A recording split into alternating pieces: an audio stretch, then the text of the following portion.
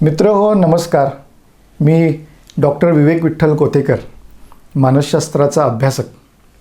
मित्र हो, महाराष्ट्रातील सुप्रसिद्ध माइंड ट्रेनर विठ्ठल कोथेकर सर यांची समृद्धीच्या मानसिकतेचे सामर्थ्य या विषयावरील व्याख्यानं महाराष्ट्रामध्ये प्रचंड गाजली आणि आजही ती गाजत आहेत.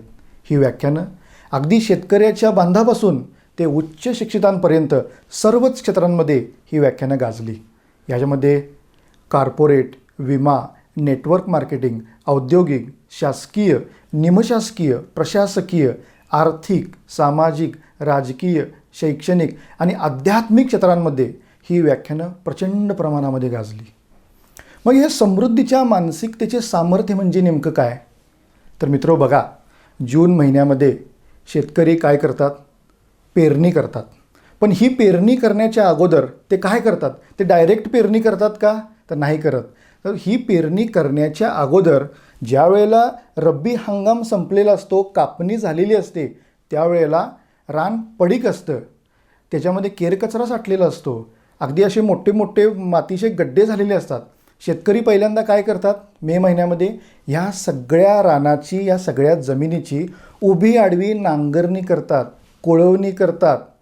त्याच्यामध्ये जो केरकचरा असतो तो सगळा केरकचरा वेचतात आणि पूर्ण रानाची मशागत करून योग्य वेळेच्या पावसाची वाट बघतात. आणि ज्या वेळेला हवा तेवढा योग्य तो पाऊस झाला, म्हणजेच शेतकऱ्यांच्या भाषेमध्ये रान घातीवर आल्यानंतर शेतकरी काय करतात? त्याच्यामध्ये बी पेरतात आणि मग तो पुढचा प्रवास सुरू होतो. पुढची सगळी कामं होऊन सुगीला भरघोस पीक त्या ठिकाणी येत असतं. मित्र हो, जसं जमिनीचं आहे तसं अगदी आपल्या मनाचंही आहे. आपलं मनसुद्धा एक प्रकारची जमीन आहे.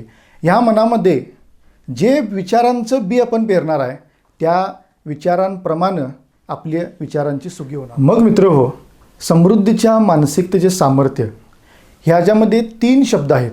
कोणते कोणते शब्द आहेत? समृद्धी, मानसिकता आणि सामर्थ्य. आपण हळूवारपणे ह्या 3 शब्दांचं फोड करूया. आता समृद्धी म्हणजे कोणती समृद्धी? तर विठ्ठल कोथेकर सर त्यांच्या व्याख्यानामध्ये एक महत्त्वाचं टेक्निक सांगतात.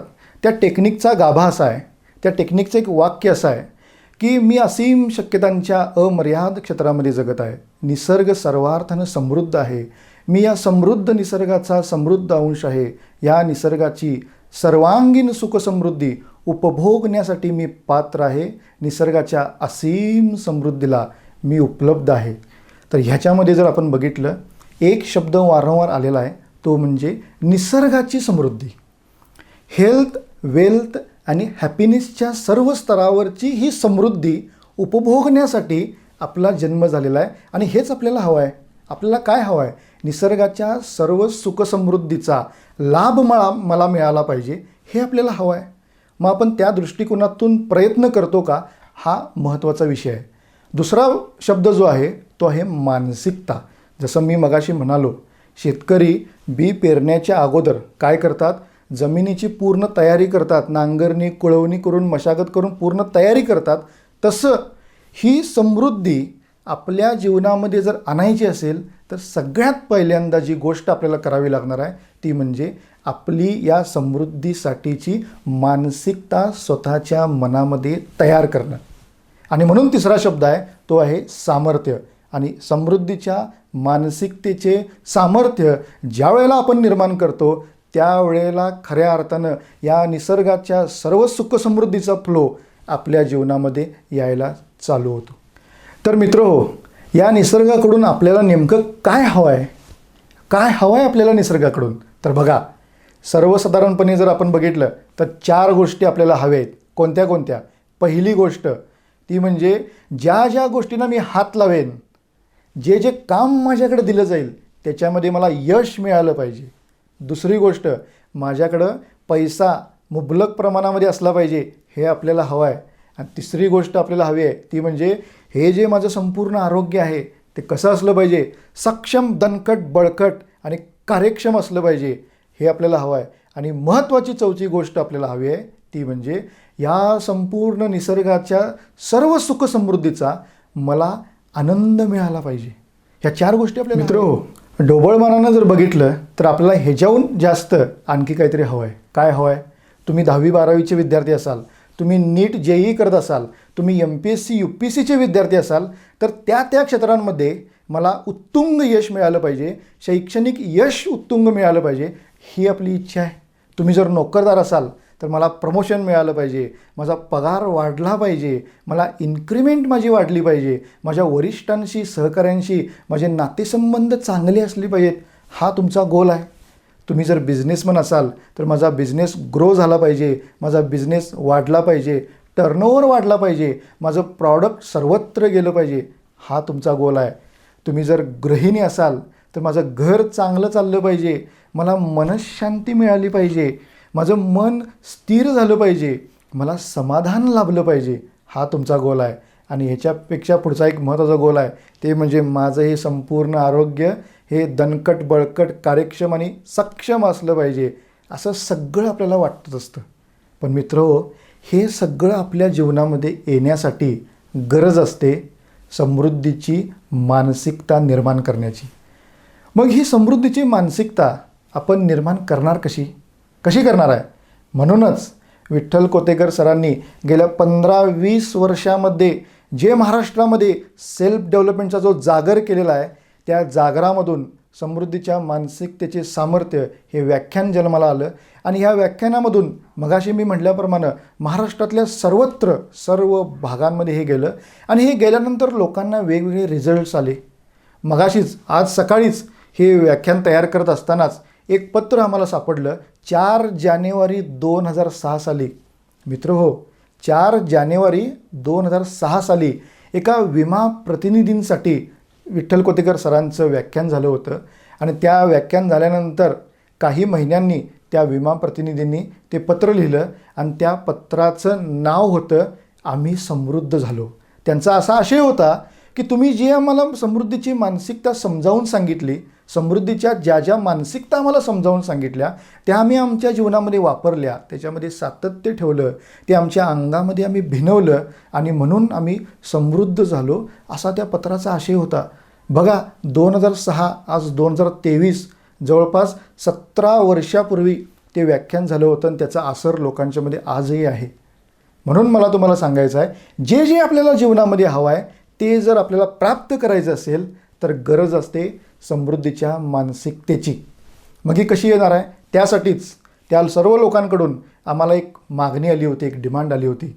लोकांकडून आम्हाला असा आग्रह होता की हे तुम्ही सगळं व्याख्यानाद्वारे सांगून जाताय, सगळं आमचं भारी चाललं आहे सगळं, पण कुठंतरी लिखित स्वरूपामध्ये हे सगळं व्याख्यान आमच्यासमोर असलं पाहिजे, आमच्यासोबत तुम्ही असला पाहिजे आणि तुम्ही याचं पुस्तक काढण्याचा विचार करावा, असं अनेकांची आग्रहाची मागणी आम्हाला आली.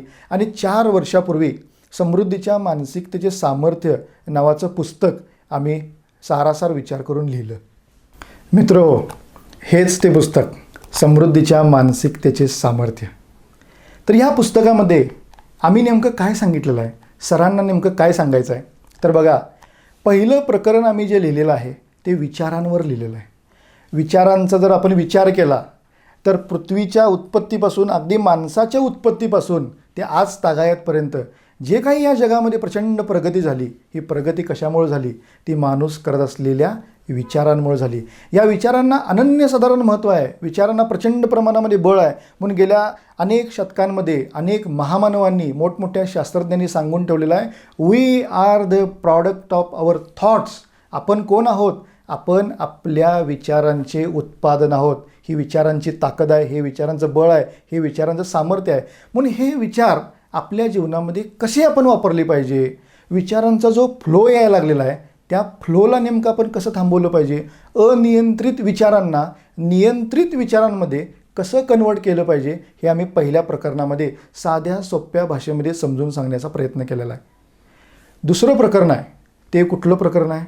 जसं एखाद्या झाडाला वाळवी लागली तर झाड आतून पोखरलं जातं, तसं मानवी मनाला नकारात्मक विचारांची वाळवी लागली तर मानवी मन पोखरून जातं.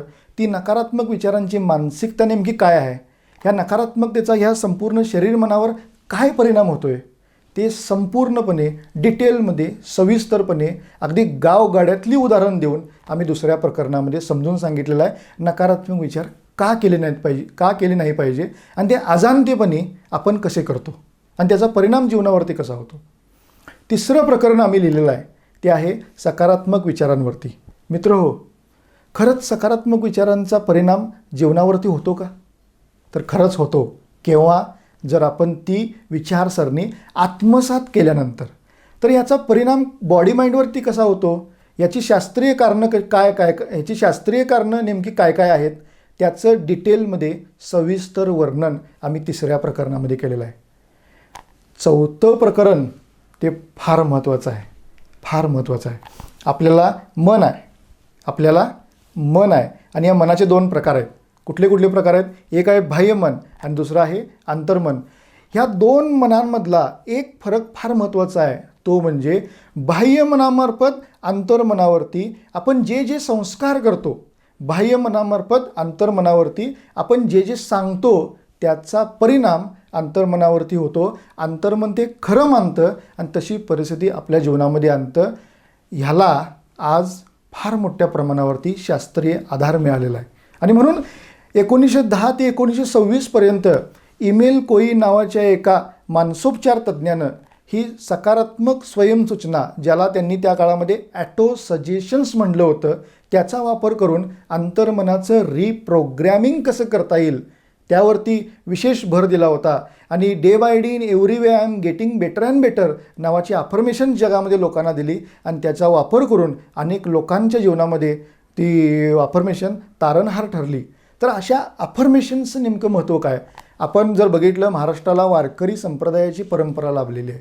अगदी नामदेवांपासून संत तुकाराम महाराज, गाडगे महाराज, तुकडोजी महाराजांपर्यंत ही परंपरा आलेली आहे. आणि ह्या प्रत्येक संत परंपरेमध्ये प्रत्येक संतांनी नामस्मरणावरती भर दिलेला आहे. संत जनाबाई एका अभंगामध्ये म्हणतात, दळिता कांडिता तुझं गायीन अनंता, न विसंबे क्षणभरी तुझे नाम गा मुरारी. म्हणजे जे मी प्रत्येक माझं काम करायला लागलो आहे त्यामध्ये विठ्ठला मी तुझंच नाव घ्यायला लागलो आहे. हे नामस्मरणाचं महत्त्व नामदेवांपासून तुकडोजी महाराजांपर्यंत प्रत्येक संतांनी सांगितलं आहे. आता हे वारकरी संप्रदायामध्ये नामस्मरणाचं महत्त्व सांगितलं, त्याला नाव दिलं.